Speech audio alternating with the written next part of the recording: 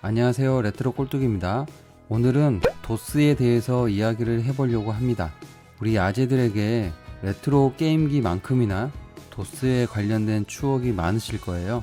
정확히는 도스를 사용하던 시절에 즐겼던 게임들이 많이 추억으로 남아있을 텐데, 사실상 IBM 호환 PC가 나오면서 저희가 썼던 도스들은 모두 MS사의 MS-DOS였죠. 그래서 MS-DOS를 라즈베리 파이에서 사용할 수 있게 만들어 놓은 배포판을 오늘 소개해 드리려고 합니다. 정확히는 도스박스를 이용해서 라즈베리 파이 위에 도스를 구현하는 형태입니다. 그리고 기왕 이렇게 도스를 구현하는 김에 전용 도스 머신을 만들면 어떨까 해가지고 미니 도스 PC를 하나 만들었는데요. 대상이 제가 처음으로 갖게 됐던 IBM 호환 PC인 대우통신사의 프로 엘리트를 미니로 한번 만들어 보았습니다.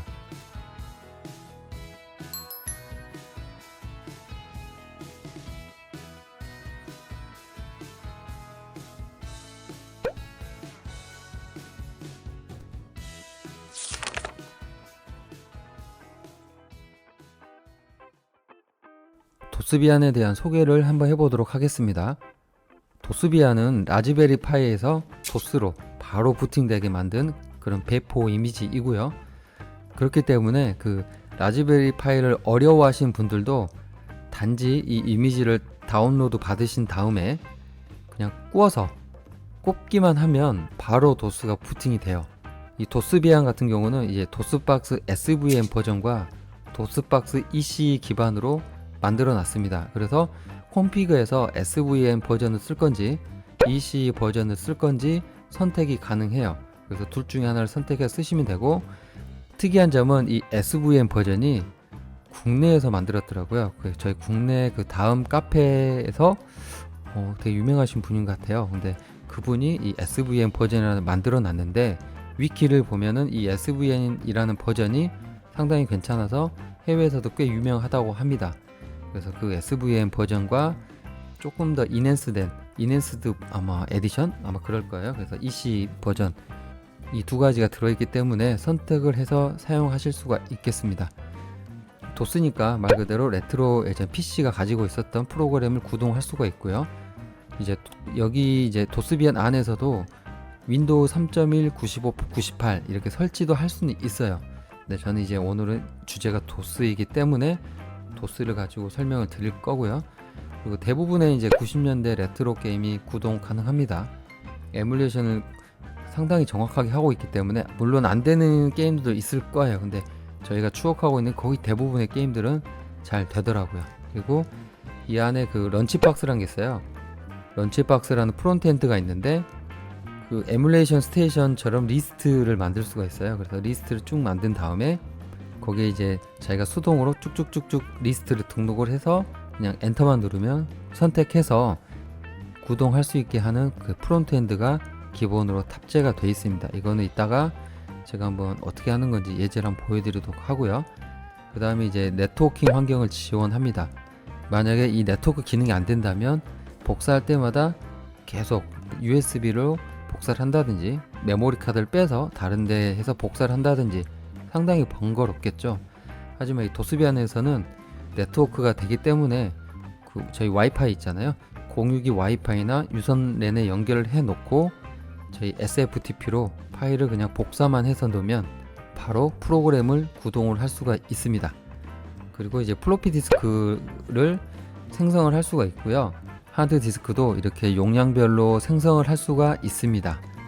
그리고 CD롬 같은 경우도 이게 명령어를 치거나 해서 마운트를 할 수가 있습니다. CD롬 마운트는 그 당시 CD로 발매된 게임들이 현재 이미지화 되어 있을 건데, 그 이미지를 구동하기 위해서는 아주 중요한 기능이 되겠죠.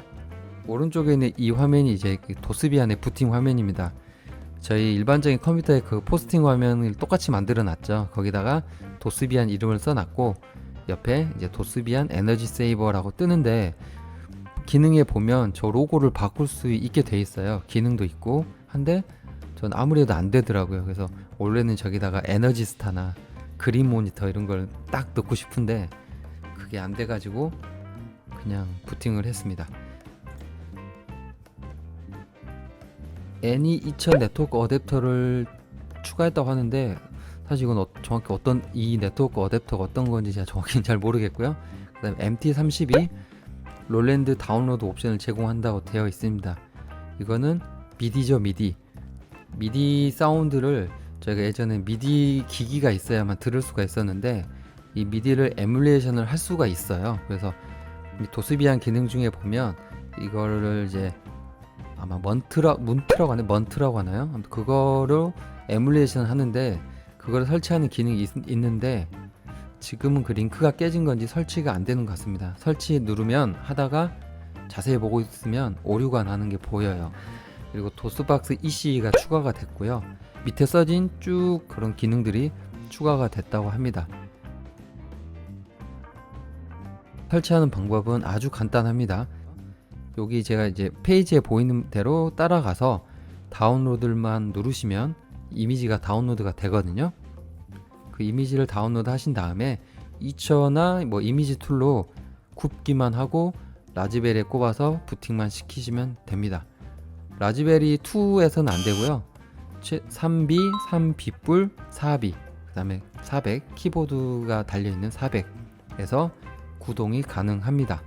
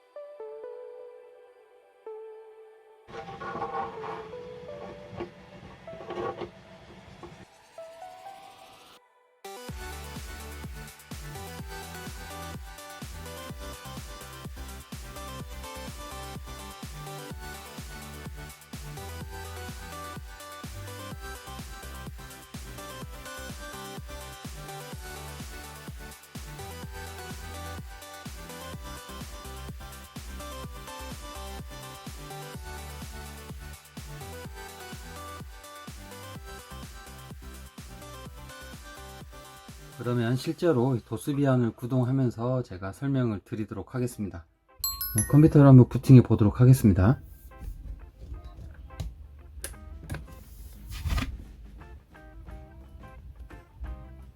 이게 리눅스 위에서 도스박스를 얹어서 구현을 한 거기 때문에 초기에 포스팅할 때 시간은 조금 걸립니다.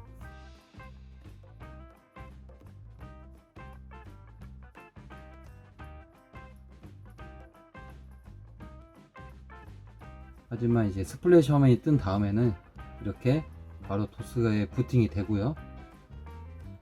이 같은 건 제가 마지막에 여기 원래 그 도스박스 구동이 된 메시지가 뜨는데 제가 그거는 별로 보기 싫어서 제가 좀 커스터마이징 해놨어요. 그래서 도스가 부팅이 되면서 자동 실행되는 auto exe 파일이 있는데, 이 도스박스는 그 파일이 따로 있는 게 아니라 콘피그 파일 뒤에 붙어 있어요. 그래서 그거를 수정을 해서 이렇게 뚜기 도스라는 화면이 뜨게 제가 만들어 놨고요. 그거 수정하는 방법은 제가 이따가 또 따로 알려드리도록 하겠습니다. 그래서 이게 도스박스가 어쨌든 구동이 되면 이렇게 프롬프트가 떨어집니다. 기본적으로 하드디스크 하나를 마운트하고 아마 디폴트 옵션이 사운드 블러스터로 아마 되어 있을 거예요. 그래서 사운드 블러스터를 에뮬레이션 할 수 있는 환경으로 부팅이 됩니다. 초기 설정을 해야 되겠죠. 그래서 초기 설정을 하기 위해서는 이제 도스 상태에서 엑시트라고 치면 되거든요. 엑시트를 치고 엔터를 누르면 이렇게 도스비안 화면으로 들어가게 됩니다. 여기에 보면은 1, 2, 3, 4, 5, 6, 7, 8 메뉴가 쭉 있는데 이제 간단하게 설명해 드리고 이제 내용을 이어가도록 하겠습니다. 1번 같은 경우가 실제 이제 저희 도스로 부팅하는 메뉴이고요. 이걸 누르면 처음에 이제 부팅한 화면 똑같이 도스로 부팅이 됩니다. 2번이 이제 콘피그 파일을 수정하는 옵션입니다. 그래서 여기 들어가 가지고 도스박스에 관련된 콘피그를 이제 수정을 하게 되는 거고요. 3번이 이제 이 도스비안 이제 자체를 커스터마이징 옵션인데요. 들어가 보면 이제 부팅할 때 비품 나게 하는 거랑 그 스플래시 화면 바꾸는 게 있는데 이게 둘 다 지금 저는 안 되더라고요. 5번 같은 경우는 이제 미디를 에뮬레이션 할 수 있는 에뮬레이터를 설치를 하는 건데 실제 이걸 해보면 에러가 나서 전 실제 이제 사용을 하지 않을 거고요. 6번 같은 경우 6번 7번이 이제 SVN을 쓸 건지 도스박스 EC 버전 쓸 건지 런치박스로 부팅을 할 건지 어떤 걸로 부팅을 할지 선택을 하는 화면입니다. H 같은 경우는 이제 DHCP IP를 자동으로 받아오는 DHCP를 활성화하는 거, D저블은 DHCP를 끄는 거, X가 이제 그 네트워크 인터페이스를 설정하는 거고, E와 D가 이제 활성화, 비활성화 하는 건데요. 실제로 이거는 거의 이제 공유기를 집에서 가정에서 많이 쓰고 있잖아요. 그래서 이 환경들은 거의 만들 필요가 없고, 라즈베리 파이 컨피그레이션이 제공하는 이 라즈파이 컨피그에서 와이파이를 잡아버리면 이게 자동으로 네트워크가 되게 돼 있습니다. 그래서 이 라즈파이 컨피그에서 네트워크 설정을 하시면 되고요. 그 다음에 이 미드나잇 커맨드라고 하면은 이제 파일 매니저 같은 게 뜹니다. 이 자체 파일 매니저가 떠서 그 USB 같은 거 꼽았을 때랑 이 파일 복사를 쉽게 할 수 있게 도와주는 기능이 있습니다. 그리고 R은 리부트를 하는 거고요. 실제 S는 라즈베리 파이 자체를 셧다운하는 기능입니다. 그리고 더 내려가 보면 여기 숨겨져 있는데 퀵이란 게 있어요. 이거 누르면 저희 그 리눅스죠. 그 라즈베리 파이의 CLI 화면으로 빠져나가게 됩니다. 그럼 거기에서 이제 리눅스 단에서 할 수 있는 것들을 또 추가로 할 수가 있습니다. 첫 번째 파티션 확장입니다. 처음 이미지를 구우셨으면 파티션을 확정을 해 주셔야 되는데요. 여기 라즈베리 파이 콘피그에 들어가서 여기 어드밴스 있죠? 어드밴스 가서 여기 익스펜드 파일 시스템을 누르시면 파일 시스템이 확장이 되고요. 파일 시스템 같이 이제 중요한 설정이 변경되는 거는 이제 끝내면 자동으로 부팅할 거냐고 항상 물어보는데 부팅을 하시면 되고요.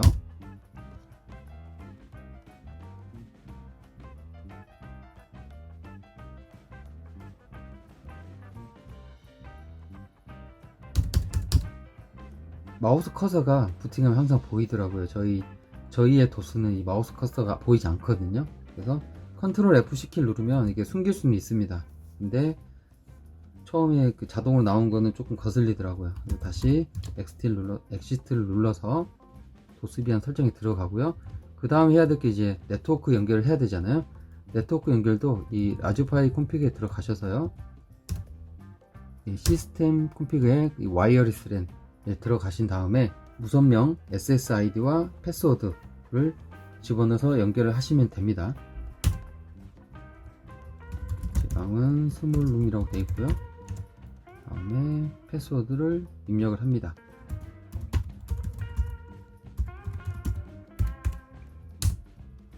이렇게 맞게 입력을 하셨다면 와이파이 연결이 되셨을 건데요. 아마 기본적으로 호스트 네임이 없는 것 같아요. 그래서 저희 레트로파이 같은 경우 호스트 네임이 있어서 IP를 몰라도 레트로파이라고 치면 이제 삼바 같은 걸 이용해서 접속이 가능한데 얘는 아마 호스트 네임이 없는 것 같습니다. 그래서 내가 IP를 뭐 어떤 걸로 이제 DHCP로 받아왔는지 확인을 해야 되잖아요. 그러면 쭉 이렇게 내려가시거나 아니면 다음 데서는 Q를 누르시면 이제 밑으로 내려가거든요. 거기서 엔터를 누르시면 라즈베리 파이 CLI 화면이 나옵니다. 여기에서 IF config라고 치셔서 받아온 화면을 보면 되고요.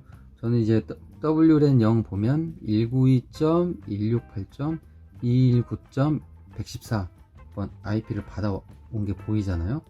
파일을 복사하거나 설정을 하기 위해서 이제 접속을 할 때 이 IP로 접속을 하시면 됩니다. 다시 이제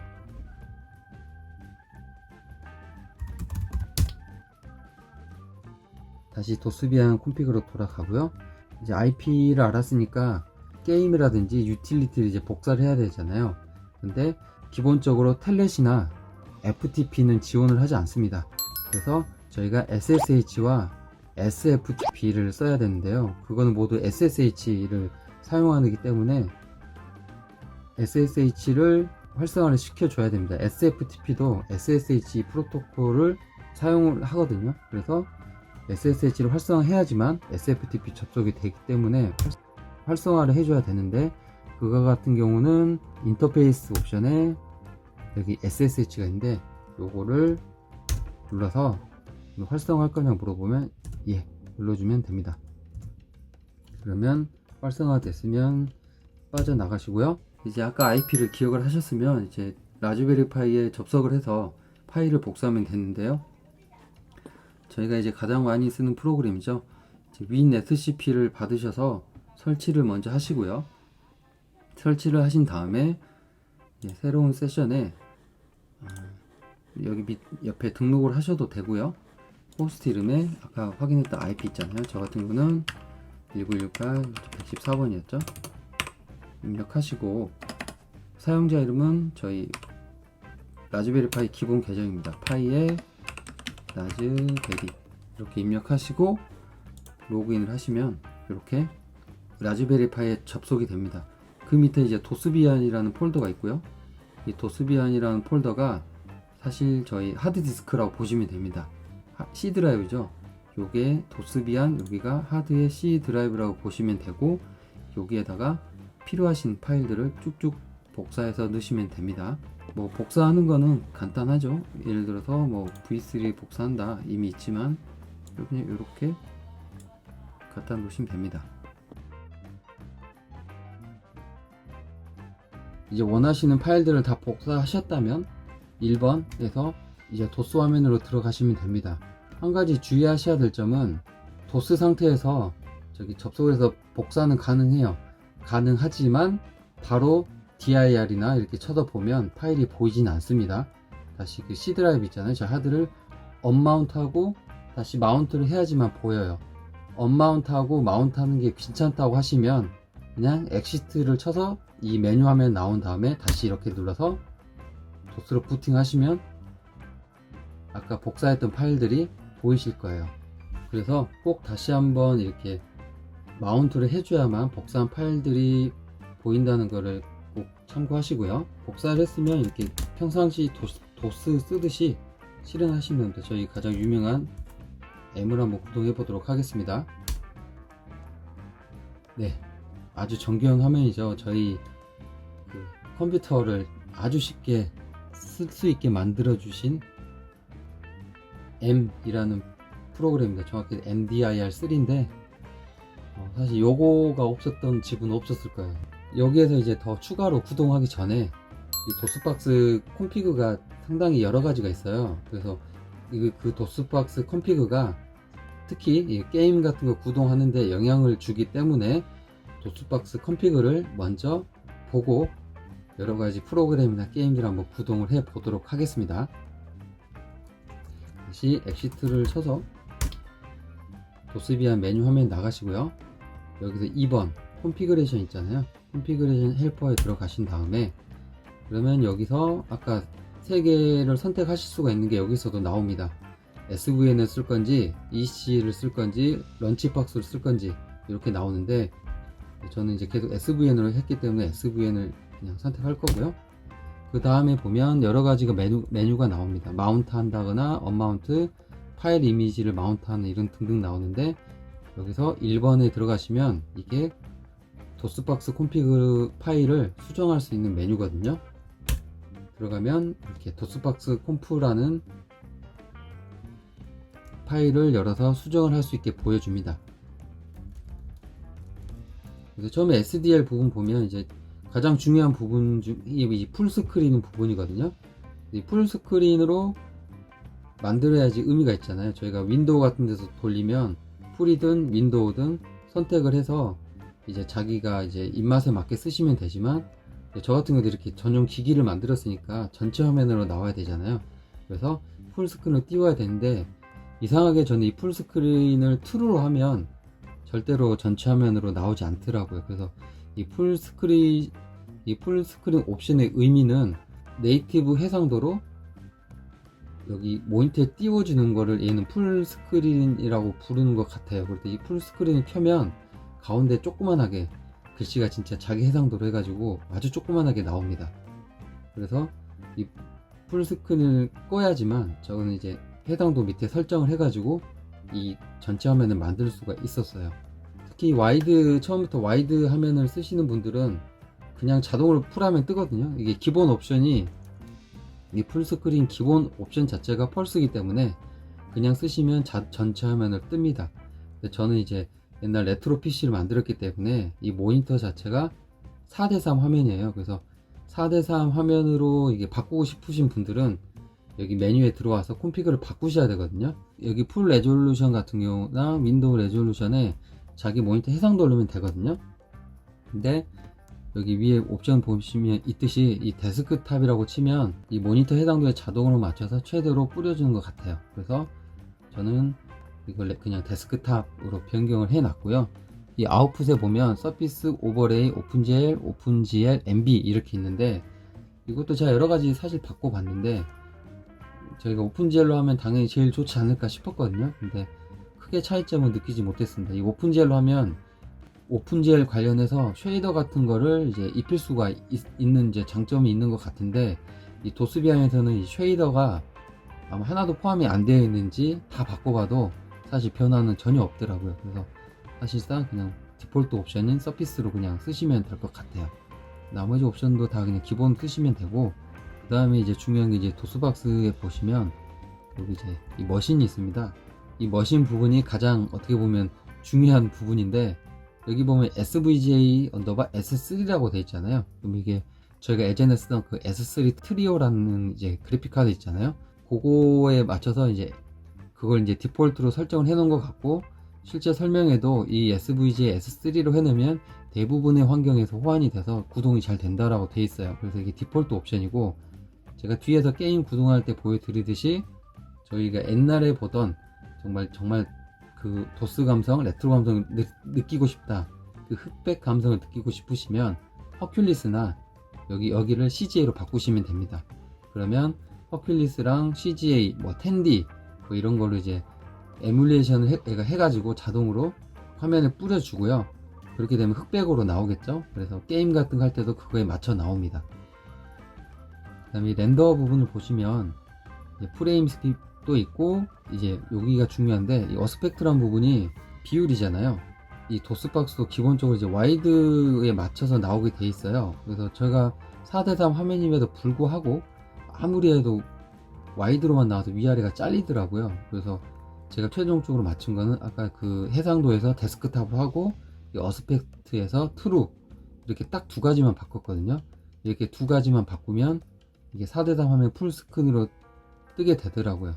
그 다음에 스케일러 같은 거, 이제 화면이 이제 XT 쓸 때는 그 그래픽 카드가 기본이 이제 320 곱하기 240 이 정도였잖아요. 그거를 이제 저희는 화면을 해상도 더 크게 키워야 되는데, 그 키울 때 쓴 이제 스케일러인데 디폴트가 이제 노멀 EX인데, 제가 다른 것도 바꿔봤는데 뭐 EX나 3X 크게 차이 없고, 뭐 TV 가면 너무 어색하고, 그래서 그냥 무난하게 디폴트 옵션인 노멀 EX를 쓰시면 될 것 같습니다. 그리고 여기가 이제 오픈GL을 썼을 때 이제 쉐이더를 이제 적용하는 부분인데, 도스비아는 쉐이더가 기본적으로 안 들어있는지 다 바꿔도 변화가 전혀 없더라고요. 그 다음 이제 CPU 부분인데, 이 CPU 부분이 이제 저희 실제 여기 도스박스를 구동을 할 때 이 여기에 설정된 성능으로 구동이 되거든요. 예전에 도스 게임, XT 초창기 이런 게임 같은 경우는 486에서 구동하면 엄청 빨라요. 그걸 이제 맞춰서 이제 어느 환경에서나 똑같은 속도로 구동되는 게임이 있는가 하면, 조금만 빠른 컴퓨터에서 하면 얘도 게임도 이게 미친듯이 빨라지는 그런 게임들이 있거든요. 그런 거는 여기에서 이제 실제 이제 위에 보면 이제 CPU 타입도 이제 오토 있고 386, 486 뭐 이런 게 있고, 그 밑에 이제 클럭도 자기가 이제 지정을 할 수가 있긴 합니다. 근데 저희가 게임을 한 개만 할 게 아니라 이것도 하고 저것도 하는데, 할 때마다 매번 이 성능을 바꿔주면 귀찮잖아요. 그래서 다이나믹에 오토 디폴트로 해놓고, 도스박스에서 제공하는 단축키를 통해서 속도를 높였다가 낮췄다가 그때 하시는 게 가장 간편한 방법 같습니다. 그 다음에 이제 믹서 부분이고요. 믹서 부분에서 이제 사운드 카드 이제 기본적인 부분 설정하는데, 사실 이거는 껐다 켰다 할 거 아니면 이제 우리는 이제 이 샘플레이트나 이런 것 등등은 기본으로 다 두시면 될 것 같고요. 미디 부분도 저는 이제 미디를 사용하지 않았기 때문에 이제 넘어가는데, 실제 여기 구글 같은 데다가 이제 먼트나 그 미디 에뮬레이터나 MT32 뭐 도스박스 이런 식으로 치시면 내용이 많이 나오니까, 요거를 미디를 한번 에뮬레이션 해보고 싶으신 분은 한번 검색을 해서 설정을 해 보시기 바랍니다. 그 다음에 저희가 가장 많이 쓰는, 사실 당시 사운드 카드의 표준이죠, 사운드 블러스터인데, 그 사운드 블러스터를 설정하는 부분입니다. 여담이지만 저는 사운드 블러스터가 비싸서 사운드 마스터랑을 샀는데 후회를 정말 많이 했어요. 도스비안에서 기본적으로 에뮬레이션 사운드 블러스터는 사운드 블러스터 16이거든요 가장 무난한 사운드 카드입니다. 당시에 모든 대부분의 게임들이 기본적으로 지원을, 이제 타겟으로 해서 지원을 하는 사운드 카드였어요. 그래서 사운드 카드 사블 16으로 넣으면 되고, IRQ라든지 DMA라든지 이걸 SB 베이스라고 했나요? 아무튼 디폴트로 두시면 되고, 이 수치를 기억하셔가지고 게임 내에서 설정을 하실 때 요거를 이렇게 고르시면 됩니다. 근데 게임에서도 대부분 자동으로 이걸 캐치를 해서 보여주기 때문에 거의 엔터만 누르시면 되긴 해요. 예전 하드웨어들은 이렇게 인텔리전트 하지 못해가지고 이 IRQ 같은 거를 직접 지정을 해줬어야 됐어요. 그래서 저희가 그 추가 카드들 여러 개 꼽으면 이 IRQ를 하나씩 이렇게 따로 할당을 해줘야 기기들이 충돌이 안 나고 사용을 할 수가 있었거든요. 그래서 이 IRQ나 이 DMA 부분, 그 다음에 이거를 SB 베이스라고 불렀네요. 실제 게임에서는 다른 용어로 나올 건데 이 숫자를 기억하셔서 선택을 하시면 됩니다. 요 부분은 말씀드린 대로 저도 이제 고성능의 사운드라고 하는데 울트라 사운드라고 나오죠. 이 부분은 저도 안 해봤기 때문에 일단 넘어가도록 하겠습니다. 스피커는 이제 PC 스피커인데요, 기본적으로 트루로 해놓고 사실 이제 디폴트 옵션을 두시면 됩니다. 사실 저는 애드립이나 사운드 블러스터 소리도 좋지만 이 스피커 소리가 정말 더욱 레트로한 게임 느낌이 나서 좋아하기도 합니다. 물론 제가 처음 애드립을 만났을 때 그 충격은 정말 잊을 수가 없는 건 맞는데, 이 스피커로 나온 소리가 정말 정겹긴 해요. 이 조이스틱이랑 이 시리얼 부분은 실제로 이제 제가 안 써봤기 때문에 넘어갔는데, 필요하신 분은 설정을 하시면 되겠죠. 그리고 가장 중요한 게 이제 마지막 이 오토 EXEC 부분입니다. 여기는 이제 말씀드린 대로 이게 부팅할 때 요거를 쭉 실행을 합니다. 그래서 요거가 안 되면 하드디스크 안 나타나기 때문에, 여기까지가 이제 도스비안이 기본 설정되어 있는 거라고 했잖아요. 여기까지는 이제 건들지 마시고 그 밑에다가 이제 자기가 필요한 부분을 넣으시면 되는데, 저희가 가장 많이 넣었던 게 이제 패스 부분이거든요. 이 셋 패스라는 게 저희 윈도우에서는 제가 프로그램을 설치하면 그 레지스트리에 정보가 들어가잖아요. 그래서 실행을 하면 윈도우가 거기에 맞춰서 알아서 응용 프로그램을 실행을 시켜주는데, 도스에서는 그렇지가 않아요. 도스에서는 그 디렉토리에 폴더죠. 그 폴더에 자기가 들어있지 않으면 실행이 안 됩니다. 그렇다고 뭐 실행 하나 할 때마다, 특히 이제 저희가 많이 쓰는 M 같은 경우는 실행할 때마다 계속 그 디렉토리에 찾아가서 실행하는 거 번거롭잖아요. 그래서 자주 쓰는 그런 프로그램에 있는 폴더들을 이렇게 패스로 쭉 지정을 해주시면 됩니다. 여기다가 이제 더 넣어주시면 이렇게 세미콜론 붙여가지고 뒤로 쭉 넣어주시면은, 이제 저희가 뭔가 쳤을 때 그 폴더에 이 실행 파일이 없다 그러면 이 패스에 있는 쭉 검색을 해가지고 실행을 시켜줍니다. 그리고 CLS는 화면을 클리어 시켜주는 거고요. 그 다음에 에코라는 거 이제 화면에 문자를 찍어주는 기능인데요. 그냥 하면은 이 에코, 이 뚜기도수 3.1 이거 찍히고 얘가 실행이 되니까, 이 앞에 골뱅이를 하나 붙여주시면 얘는 화면에 찍히지 않고 이제 에코 다음 부분 글자만 뿌려주게 되거든요. 그래서 골뱅이 에코 한 다음에 자기가 이제 뿌려주고 싶은 글자들 이렇게 쭉 적으시면 이게 화면에 나타나게 됩니다. 다 되셨으면 이제 세이브를 하셔야 되면 컨트롤 O를 누르시고 엔터 누르셔서 세이브 하신 다음에 컨트롤 X를 누르시면 메뉴로 빠져나갑니다. 그리고 나간 다음에 사실 이제 바뀐 콘피그는 다시 라즈베리 파이 자체를 부팅할 필요가 없이 다시 1번 가서 도스를 띄우시면 아까 저희가 바꿨던 설정들이 반영이 돼서 부팅이 됩니다. 간편하죠? 아까 아까 메뉴에서 런치박스로 바로 부팅을 하셔도 되고, 여기 이제 부팅을 하면 프로그램스라는 데 가보면 런치박스가 있어요. 가서 실행을 하면 이게 이제 둠이랑 올펜슈타인이 이게 기본적으로 도수비 안에 들어있거든요. 여기서 애드 버튼을 눌러서 애드를 하시면 이렇게 프로그램을 설치를 할 수가 있습니다. 여기에서 시도를 해볼까요?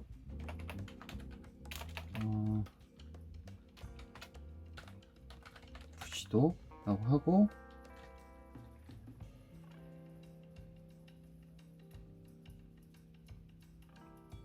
시에 게임에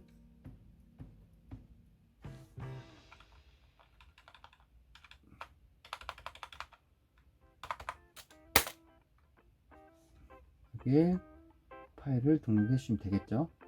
하고 OK 하시면 됩니다. 여기 이제 추가적으로 여기 디테일을 넣으시면 이렇게 각 세부 정보들을 넣을 수가 있습니다. 몇 년도인지 모르겠는데 뭐 1990년도다 이렇게 입력하고 OK를 하시면, 네, 여기 연도별로 하면 1990 이렇게 하면 이렇게 보실 수가 있습니다. 올로 해서 다 보실 수가 있고, 처음에 이제 런치박스를 부팅하시거나 이 런치박스에 실행하신 다음에 선택을 하시면 바로 구동이 가능합니다. 이렇게 아까 설명드린 대로 이 게임은 나온 지가 오래된 게임이기 때문에 이 시스템에서 너무 빠르잖아요. 그러면 컨트롤 F11키를 눌러서 컴퓨터를 느리게 만들면 됩니다. 클럭을 낮춰 주시고요. 천천히 하다 보면 자기 속도에 맞는, 게임의 속도에 맞는 적절한 속도가 될 때가 있거든요.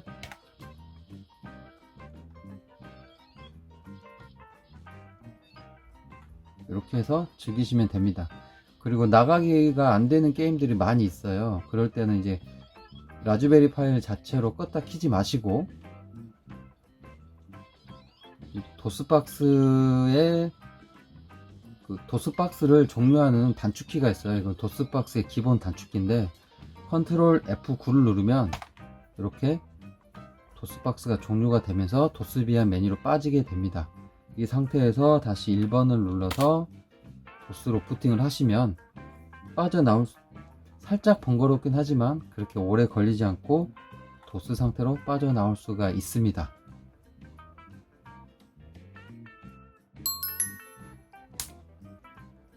도스비안 콤피그로 빠져나간 다음에 두 번째 콘피그레이션 파일 있잖아요. 여기 다음 단계에 보면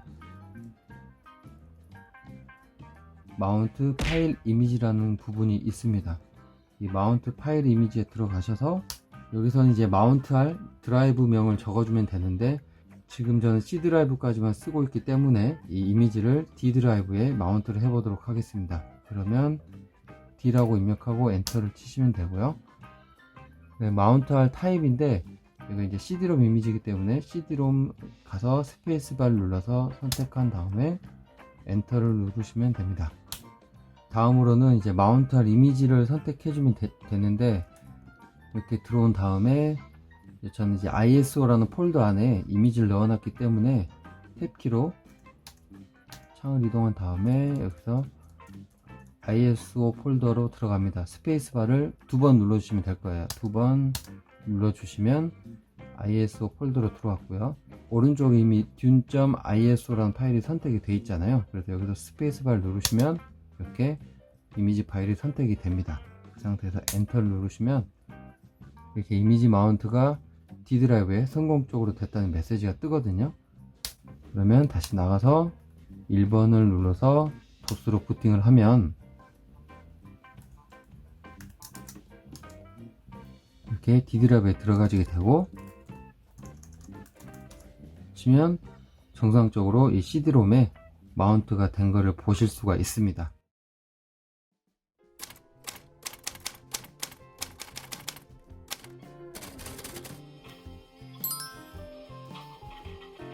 저 같은 이제 국민학교죠. 초등학교가 아니라 국민학교 때 4, 5학년 정도 됐던 있었던 것 같습니다. 그때 8088, 즉 XT 컴퓨터를 사가지고 이제 실제 이제 IBM 호환 PC를 첫 구매했었는데, 그때부터 시작이었겠죠. 부모님들의 이 컴퓨터를 사면 공부를 하고 똑똑 박사 되는 걸로 착각을 하고 사주시지만, 사실은 저희는 그 컴퓨터를 대부분 게임기로 썼습니다. 사실이죠. 부모님 세대에는 이 컴퓨터라는 게 없었기 때문에 이제 우리 아이들이 뒤처지지 않을까 그런 염려도 있었을 거고, 그때 당시에는 그 컴퓨터 학원이라는 게 있었잖아요. 컴퓨터 학원 가면은 처음에 이제 키보드 치는 것부터 해가지고 베이직 같은 거 배우는데, 지금 생각하면 어떻게 보면 참 쓸데없는 것 같아요. 사실 저희 어린이들은 토요일날 게임을 하려고 컴퓨터 학원을 가기도 했죠. 초창기에는 컴퓨터 학원에 가면은 토요일날 게임팩을 줬어요. 그래서 또리장군이나 갤러그 게임팩을 줬는데, 이제 그게 IQ 2000이잖아요. MSX죠, MSX. 거기에다 팩을 꼽아서 스페이스바를 열심히 튕기면서 그 게임을 하기 위해서 열심히 컴퓨터 학원을 다녔었습니다. 그렇게 해서 이제 조금 지나면서 이제 컴퓨터 보급이 꽤 많이 되죠. 꽤 됐다고 치지만 그래도 상당히 비쌌거든요. 486 뭐 이런 펜티엄 이런 초창기까지만 해도 컴퓨터는 상당히 비쌌습니다. 특히나 가장 초기의 XT 286 같은 경우는 거의 뭐 부모님들의 한 두세 달 월급은 넣어야 사지 않았나 싶습니다. 그만큼 고가였는데, 네, 저는 그거 가지고 게임만 열심히 했습니다. 정말 죄송하고요. 앞에서 말씀드린 대로 제가 구매했던 컴퓨터는 프로 엘리트라는 컴퓨터였습니다. 대우통신에서 그 프로라는 이름으로 해가지고 컴퓨터 이게 라인들을 쭉 냈는데, 그중 이제 16비트 컴퓨터 중에 이제 하나가 프로 엘리트였는데, 모니터 색깔은 녹색이었고요. 3.5인치 드라이브 1개하고 5.25인치 드라이브를 1개 가지고 있었습니다. 조금 특이한 점은 당시 PC에 비해서도 본체가 상당히 슬림했어요. 당시 컴퓨터 구매할 때는 뭐 어린 제가 뭘 알겠어요. 그래서 부모님이 사다 주신 대로 이제 해가지고 쓰게 됐는데, 나중에 이제 컴퓨터 학원을 가고 하고 하다 보니 이제 메모리라는 게 있다는 걸 이제 알게 됐습니다. 그래서 메인 메모리를 512KB 밖에 가지고 있지 않았고, 원가 절감하지 않은 XT 컴퓨터나 이제 그 이후에 나온 AT 컴퓨터 같은 경우는 이제 640KB의 메인 메모리를 가지고 있었거든요. 그래서 이 메인 메모리에 따라서 안 되는 게임들이 있었어요. 그래서 저희가 이제 도스를 쓰면서 뭐 확장 메모리, 뭐 상위 메모리 이렇게 해가지고 뭐 이런 식으로 해가지고 메모리를 확보를 해서 막 게임을 많이 하기도 했는데, 기본적으로 메인 메모리가 640KB 아니면 돌아가지 않는 게임들도 여러 있었습니다. 그 중에 제가 기억하는 가장 대표적인 게임이 스트리트 파이터거든요. 오늘 게임 화면에도 나오는데, 지금 봐보면 그 오락실에 있는 스트리트 파이터에 비해서 형편이 없어요. 캐릭터도 엄청 작고 뭐 사실상 뭐 거의 격투 게임이라 보기 힘들 정도지만, 그때 당시 이제 이 게임이 돌아가는 컴퓨터가 얼마나 부러웠는지 컴퓨터를 너무 바꾸고 싶었던 기억이 납니다. 아마 메모리를 확장할 수 있었는지는 모르겠어요. 하지만 그때 이제 컴퓨터가 이제 512KB 그때 제 컴퓨터는 메인 메모리가 512KB 밖에 되지 않았기 때문에 학원 같은 데 가서 하지 않는 한 할 수 없었던 대표적인 게임이었습니다. 사실 제 첫 컴퓨터는 애플2였는데요. 아버지 친구분 아들이죠. 쓰시던 거였는데 구매를 했는지 받았는지 모르겠어요. 그래서 어느 날 이제 저희 집에 가지고 왔는데, 그때는 이제 디스크가 기본적으로 없었어요. 그래서 컴퓨터를 키면 띠 하는 소리와 함께 그냥 프롬프트 하나만 깜빡깜빡 했는데, 이제 베이직 상태인 거죠. 이제 베이직을 입력해서 이제 뭔가를 하라고 이제 커서가 깜빡깜빡 하는데, 뭐 할 수 있는 게 사실 없잖아요. 이제 저장 장치 없다 보니까 뭔가를 한번 하려면 매번 쳤어야 돼요. 심지어 뭐 지금은 이제 유치원 때 어릴 때부터 영어를 배워서 뭐 초등학교만 가도 어느 정도의 영어가 익숙하잖아요. 근데 그때는 이제 중학교 가야지 I am a boy 막 이런 거 배울 때라서 영어는 더욱 모를 때고 영어 자판도 거의 잘 못 치는, 말 그대로 독수리 타법 정도 치는 수준이었는데, 그 게임 한 번을 하기 위해서 제가 아직도 기억하는데 그 게임이 하노이 탑이거든요. 이제 그 작은 바 위에는 큰 바가 못 올라간다는 그 규칙을 가지고 이제 그 전체를 이쪽에서 저쪽으로 옮기는 이제 그런 하노이의 탑이라는 게임인데, 그거를 하려면 한 300줄 정도를 쳤어야 됐어요. 베이직으로. 그거 치는데 한 거의 뭐 한두 시간 걸렸던 것 같거든요. 그래서 몇 판 하고 나서 끄면 다음날 다시 쳐야 됩니다. 근데 그렇게 어렵게 이제 게임을 하다가 부모님한테 말해가지고 이제 상가에 가서 디스크를 달아달라고 요청을 했어요. 그래서 아직도 기억이 납니다. 그래서 아저씨가 그 5.25인치 플로피 디스크를 들고 와서 이제 제 애플2에다 달았는데, 안타깝게도 이게 인식이 잘 안 됐어요. 원래 안 되는 건지 그때 이제 그분이 기술력이 없었던 건지 모르겠지만 어쨌든 인식이 안 돼가지고 안타깝게 달지 못했습니다. 어렴풋한데 그때 당시 돈으로도 아마 그 플로피 하나 다는데 12만원인가 달라고 했던 것 같아요. 거의 지금 100만원 돈이 되지 않을까 싶은데, 아무튼 실패를 해서 결국은 이제 달지 못했었습니다. 그리고 나서 이제 XT를 사게 된 거죠. 이번엔 제가 미니로 만든 그 프로 엘리트라는 모델을 사게 된 겁니다. 얼마 지나지 않아서 바로 AT 컴퓨터가 나왔거든요. 80286 CPU를 탑재하고 있는 이제 AT가 나왔는데, AT는 진짜 XT에 비해서 엄청나게 발전이 있었어요. 속도가 정말 빨랐고, 이제 하드디스크도 달린 모델들이 있었고, 그때는 이제 애드립이라고 하는 이제 사운드 카드죠. 아주 초창기 사운드 카드인데, 사운드 카드가 달린 그런 모델들도 나오기 시작했습니다. 그래서 친구 집에 가서 AT로 이제 게임을 해보면 속도 자체가 정말 달랐거든요. 그래서 XT에서는 느리던 게임도 AT에서는 정말 부드럽게 잘 돌아갔습니다. 아마 느린 성능의 대표로 말할 수 있는 게임이 아마 황금도끼일 것 같아요. 이 황금도끼도 지금 보면 오락실 게임에 상당히 미치지 못하는 그런 완성도긴 한데, 그때 당시에 오락실하고 정말 똑같이 보였거든요.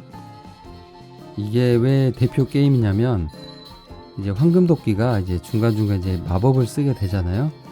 근데 마법을 한번 쓰면 디스크를 약 1분 정도 읽었던 것 같아요. 마법 하려고 이제 항아리 한번 던지면 그 1분을 기다려야 되는 거죠. 심지어 이건 정확하진 않는데 마법을 쓰면 디스크도 갈아 끼워야 됐던가 그랬던 것도 같아요. 예.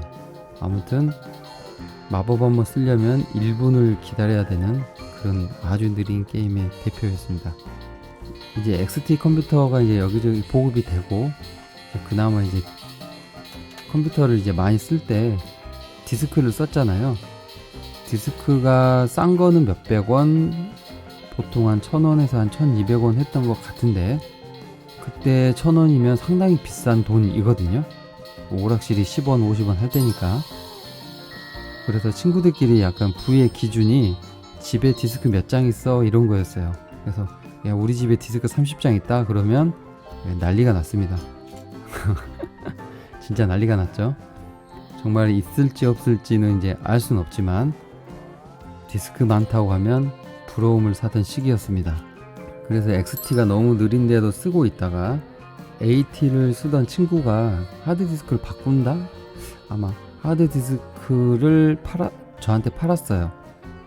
20메가짜리 하드디스크를 팔아서 제가 집에 가지고 와서 달았습니다. 그때는 이제 뭔가 하드웨어의 호환성 같은 거 전혀 생각하지 않고 뭐 꽂으면 되겠지 하고 와서 달았는데 정말 되더라고요. 근데 문제가 발생한 게, 제 컴퓨터가 3.5인치와 5.25인치가 있었다고 그랬잖아요. 근데 대중적으로 쓰던 거는 5.25인치였습니다. 3.5인치는 이제 달려있는 컴퓨터만 있고 보통은 다 5.25인치가 달려 있었거든요. 디스크 2개의 모델도 5.25인치가 2개 뭐 이런 식이었는데, 제가 이제 어디선가 이제 자료를 가져와야 될 거 아니에요. 그러면 원본 5.25인치를 들고 3.5인치가 있는 컴퓨터를 찾아가서 3.5인치 옮긴 다음에 집에 와서 그 3.5인치에 있는 데이터를 다시 하드디스크로 옮기는 그 아주 비효율적인 일을 계속 했어야 됐습니다. 하지만 20메가 하드디스크의 속도는 정말 엄청나게 빨랐으므로 할만한 노동이었습니다. 그리고 그 후에 또 그 친구한테 제가 애드립을 사왔거든요. 거의 한 5만원 주고 사왔던 것 같아요. 비싼 돈이었는데 그것도 가지고 와서 그냥 꼽았는데 되더라고요. 따로 드라이버나 이런 개념이 없었거든요. 그냥 그때 아이사 슬롯에다가 애드립을 가지고 와서 꼽았는데 인식이 그냥 됐습니다. 그래서 애드립을 달고 처음 켜본 게임이 버블버블이었거든요. 그 버블버블을 처음 켰을 때 정말 그 감동은 아직까지도 정말 잊을 수가 없어요. 그리고 그 후에 이제 브루스 브라더스라는 게임이 있는데 그 게임을 실행했을 때도 정말 그 PC 스피커에서 나온 소리와는 완전 다른 소리가 나왔기 때문에 정말 만족하면서 썼던 기억이 있습니다. 또 당시 기억이라면 이제 상가 이야기가 빠질 수가 없는데, 그때 이제 그 컴퓨터 상가에 가면은 불법 복제를 당연한 듯이 해주던 시절이었죠. 지금으로는 상상도 할 수 없지만은 그때는 당연한 듯 게임은 그냥 복사해서 와서 하면 된다 라는 시절이었어요. 그때는 정품이라는 그 개념 자체가 없었어요. 그래서 그냥 게임을 하고 싶으면 상가에 가서 돈을 주고 복사를 해 왔습니다. 어떻게 보면 이제 그나마 과금을 하고 하긴 한 거네요. 그래서 상가에 딱 가면 이제 가게마다 쭉 자기들이 가지고 있는 디스크 리스트를 프린트해서 밖에다 붙여놨어요. 그래서 저희가 복사하고 싶은 게임을 그 리스트 쭉 봐가지고 이 게임 여기 있네 그러면 들어가서 복사를 하고 그랬습니다. 500원 주고 1000원 주고, 그러니까 한 개당 이제 500원 줬는데 그거 하나 복사해서 집에 올 때 발걸음은 뭐 말 안 해도 아시겠죠? 그때 당시에도 카피를 못하게 그 디스크를 프로텍트하는 그런 노력들은 계속 있었을 거예요. 그래서 그런지 저희가 일반적으로 하는 그 카피 명령어로는 카피가 안 되는 게임들이 있었습니다. 그래서 이제 특수 카피라고 하는 게임들이 있었는데, 특수 카피 게임은 거의 한 2배가 비쌌어요. 그래서 한 장당 막 1000원씩 받았거든요. 지금 비교하자면은 일반 게임 카피는 이제 디스크 카피는 그냥 파일만 카피하는 느낌일 거고, 그 특수 카피란 거는 디스크 이미지를 떠서 옮기는 그런 느낌이었을 것 같습니다. 그래서 그 대표적인 게 아직도 기억이 나는데 카피 투 PC라는 이제 프로그램이 있었거든요. 그래서 그 카피 투 PC를 이용해서 복사해주는 그 게임들이 비쌌어요. 그리고 아마 그 PC 툴스 있잖아요. 저희가 많이 쓰던 이제 툴인데 PC 툴스 안에도 그런 카피하는 프로그램이 있었을 거예요. 그래서 그걸로 복사해주는 게임들도 있었던 걸로 기억이 납니다. 그래서 이제 상가에 가면 이제 단골 가게가 있는데, 저 같은 경우는 아직도 상가 이름이 기억이 나는데 상가 이름이 파나 컴퓨터였거든요. 근데 제가 그 파나 컴퓨터를 자주 간 이유가, 제가 디스크를 보면 이제 왼쪽에 상표가 붙어 있고 오른쪽에 이제 라벨을 붙여서 거기다 이제 뭐가 들어있는지 이제 쓰잖아요. 근데 그 파나 컴퓨터를 가면 긴 라벨을 위에다 한 개를 딱 붙여줬습니다. 근데 그게 뭔가 되게 멋있어 보였거든요. 그래서 그 가게로 제가 많이 갔어요. 지금도 머릿속에 그 가게 위치랑 어떻게 생겼었는지가 아직도 기억이 납니다. 상가에 게임 복사하러 가다 보면은 이제 전자상가다 보니까 최신 오락기들도 많이 있었습니다.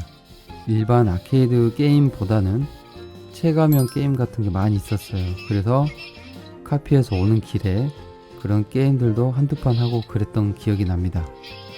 그렇게 이제 XT를 계속 쓰다가 286도 못 사고 386도 못 사고 비쌌죠. 바로 이제 제가 486을 사게 됐어요. 그때가 고등학교 때였을 거예요.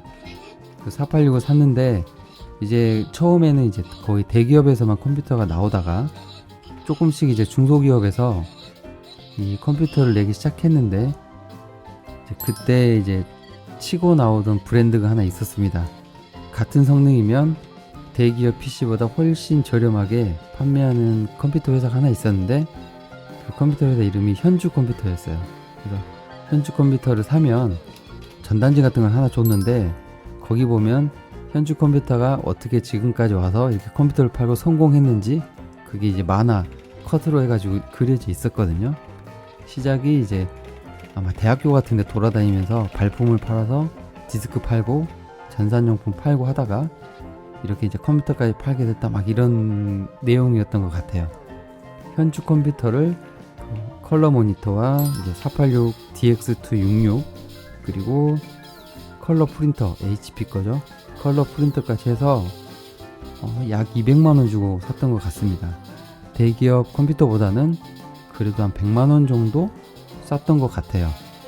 그래서 486을 사면서부터 더 본격적으로 게임을 했겠죠. 예, 컬러에다가 사운드도 좋고 XT에 하면 속도도 빠르잖아요. 그리고 그때 양질의 도스 게임들이 정말 많이 나왔거든요. 정말 재밌는 게임들이 많이 나왔기 때문에 거의 몰래 거의 게임을 하면서 살았죠. 예, 공부는 안 하고. 아마 이 영상을 보시는 대부분 분들도 이런 추억이 있으신 분들일 거라 믿습니다. 이 유튜브 보면 이게 분석에 이게 제 영상을 시청하는 나이대가 나오거든요. 그 나이대를 보면 상당해요. 예, 젊은 세대 없고요. 엄청 고령도 당연히 없지만 딱 저와 비슷한 세대분들이 거의 99% 보십니다. 그래서 아마 공감하시는 분들이 많을 것 같아요. 그래서 예전 그 느낌을 사실 지금 똑같이 가질 순 없지만 다시 한번 그 추억을 경험해보는 차원에서 이번에 그 도스 영상을 만들어 보았고요. 영상 보신 분들도 뭐 한번 보신 김에 예전에 자주 했던 게임을 한번 해보시는 것도 좋을 것 같습니다. 그럼 언제나 즐거운 레트로 게임 라이프 되시길 바라고요. 저는 다음에 또 좋은 영상으로 찾아뵙도록 하겠습니다. 감사합니다.